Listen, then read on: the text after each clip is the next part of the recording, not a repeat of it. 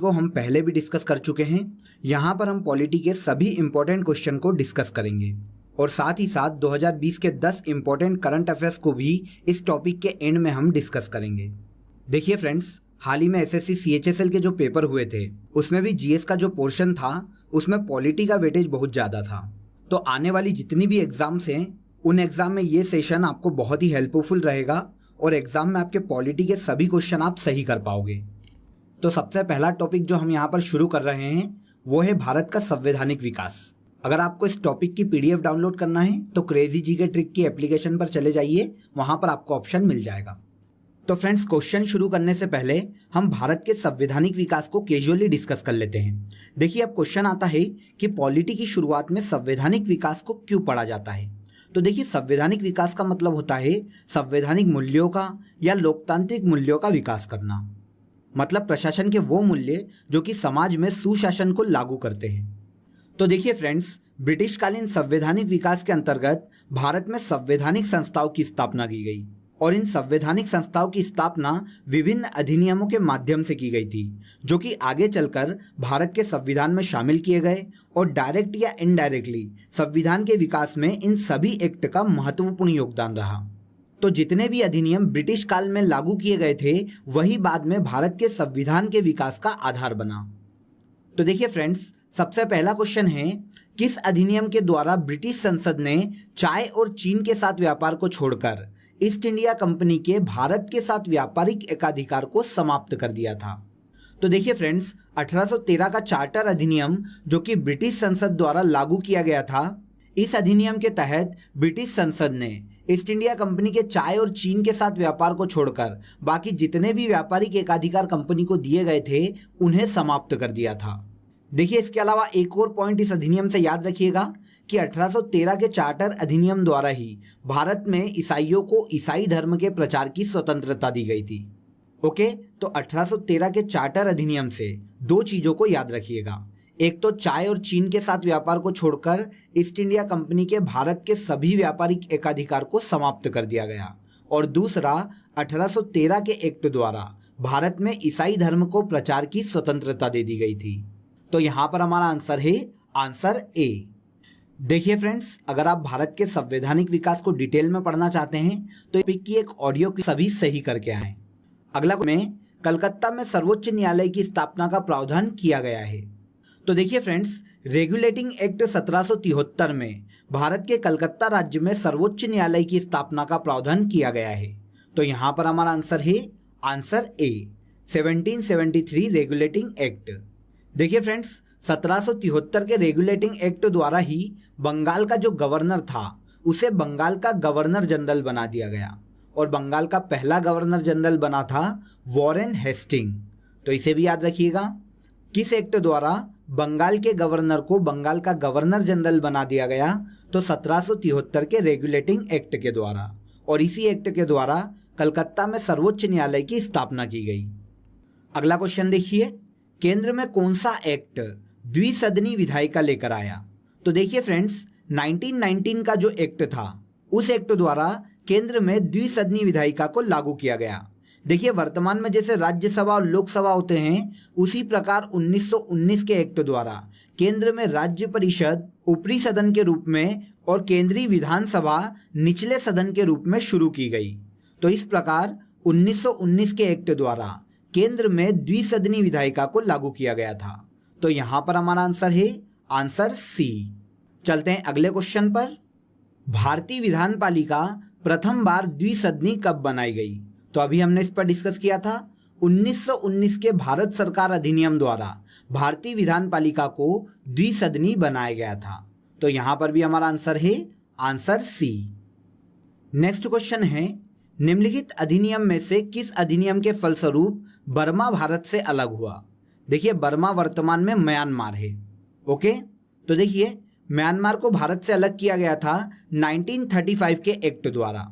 देखिए, 1935 का जो भारत शासन अधिनियम है यही बाद में भारत के संविधान के निर्माण का मुख्य आधार बना था।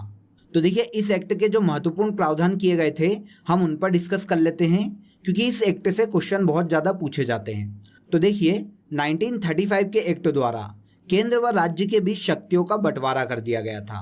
इस अधिनियम की 7वीं अनुसूची में संघ सूची, राज्य सूची और समवर्ती सूची का उल्लेख किया गया था, जिसे बाद में भारत के संविधान की 7वीं अनुसूची में शामिल किया गया है। देखिए, इसके अलावा राज्य में द्वैध शासन को समाप्त करके केंद्र में द्वैध शासन को लागू किया गया था 1935 के एक्ट द्वारा। ओके, इसके अलावा राष्ट्रपति की जो अध्यादेश की शक्ति है वो भी 1935 के एक्ट द्वारा ही ली गई है, और अखिल भारतीय महासंघ स्थापित करने का प्रावधान भी 1935 के एक्ट में किया गया था। तो इन सभी महत्वपूर्ण पॉइंट को याद रखिएगा ताकि यहां से आपके जो भी क्वेश्चन आए वो आप सही कर लो। ओके, तो किस अधिनियम द्वारा बर्मा को भारत से अलग किया गया?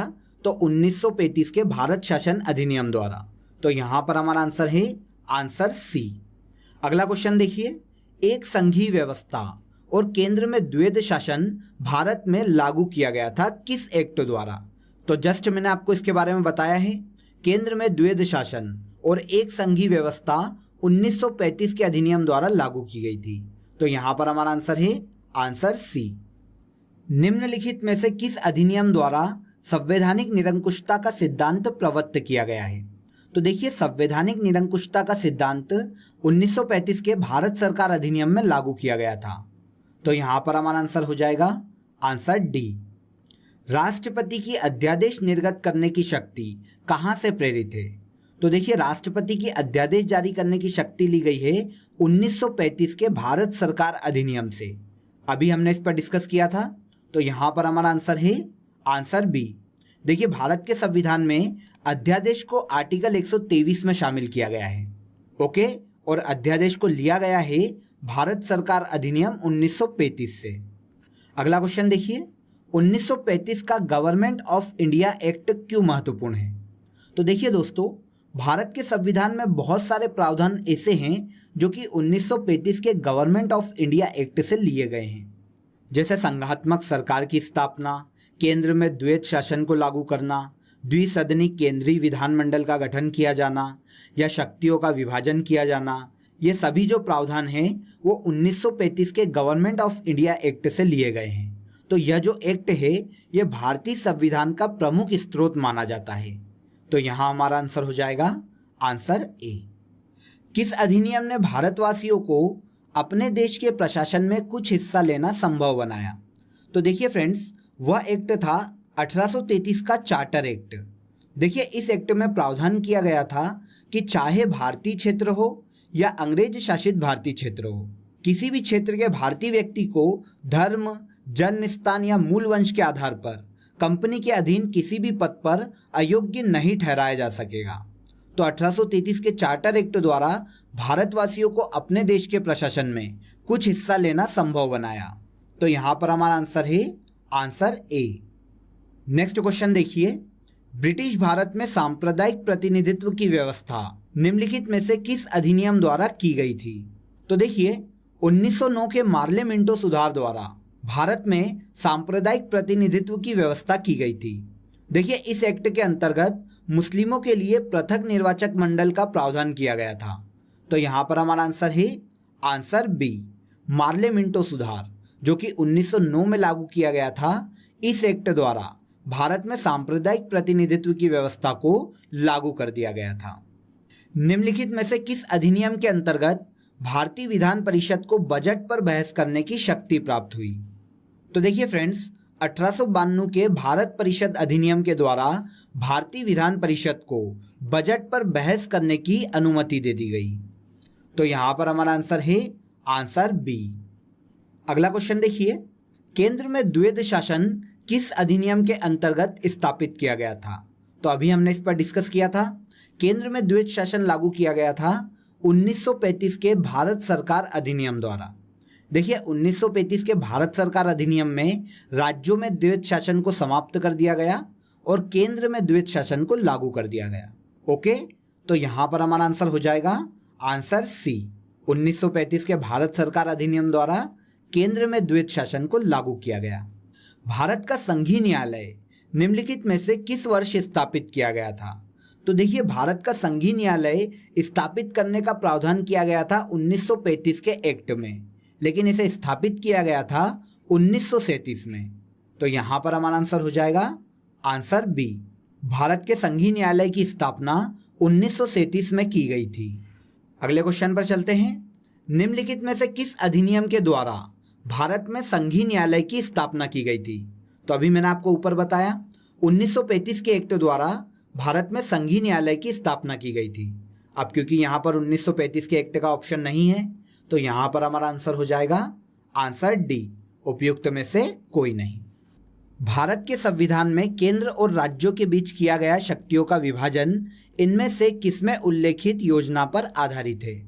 तो देखिए 1935 के भारत सरकार अधिनियम में 3 सूचियों को लागू किया गया था, केंद्र सूची, राज्य सूची और समवर्ती सूची। केंद्र सूची के विषय वो जिस पर केंद्र कानून बना सकता है, राज्य सूची के विषय वो जिस पर राज्य कानून बना सकता है और समवर्ती सूची के विषय वो जिस पर दोनों कानून बना सकते हैं। तो इस प्रकार केंद्र और राज्य दोनों के मध्य शक्तियों का विभाजन कर दिया गया था भारत सरकार अधिनियम 1935 के द्वारा। तो यहां हमारा आंसर हो जाएगा आंसर सी। चलते हैं अगले क्वेश्चन पर। निम्नलिखित में से एक भारत सरकार अधिनियम 1935 की मुख्य विशेषताओं में से नहीं थी। तो आइए देख लेते हैं कि 1935 के एक्ट की कौन सी विशेषता नहीं थी।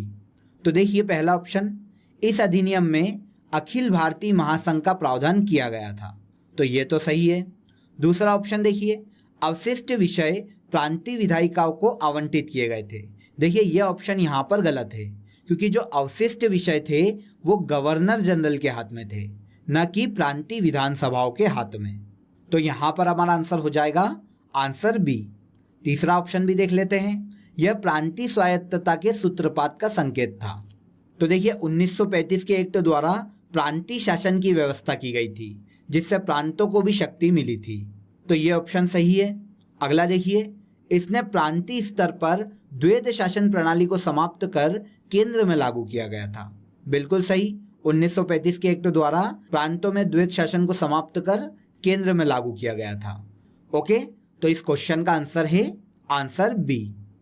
किस अधिनियम द्वारा भारत में ईसाई मिशनरियों को धर्म प्रचार की स्वतंत्रता दी गई? तो देखिए पहले क्वेश्चन में ही हमने इस पर डिस्कस किया था। 1813 का जो चार्टर अधिनियम था, इस अधिनियम के तहत ईसाई मिशनरियों को भारत में धर्म प्रचार की स्वतंत्रता दे दी गई थी। तो यहां पर हमारा आंसर है आंसर ए। चलते हैं अगले क्वेश्चन पर।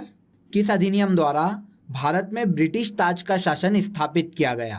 तो देखिए फ्रेंड्स, 1858 का जो भारत शासन अधिनियम था, इस कानून ने ईस्ट इंडिया कंपनी को समाप्त कर दिया और गवर्नर और राजस्व संबंधी जो मामले थे वो ब्रिटिश ताज को हस्तांतरित कर दिए। तो यहाँ पर हमारा आंसर है आंसर सी। 1858 के एक्ट द्वारा भारत में ब्रिटिश ताज का शासन स्थापित किया गया और कंपनी के शासन को समाप्त कर दिया गया। लास्ट क्वेश्चन देखिए, किस अधिनियम को मार्ले मिंटो सुधार के नाम से जाना जाता है?